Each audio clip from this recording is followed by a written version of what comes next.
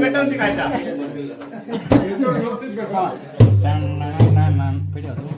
सुरू ते पण जमले आता. डोल डोल दे वाऱ्यावर बाय माझी डोल डोल दे वाऱ्यावर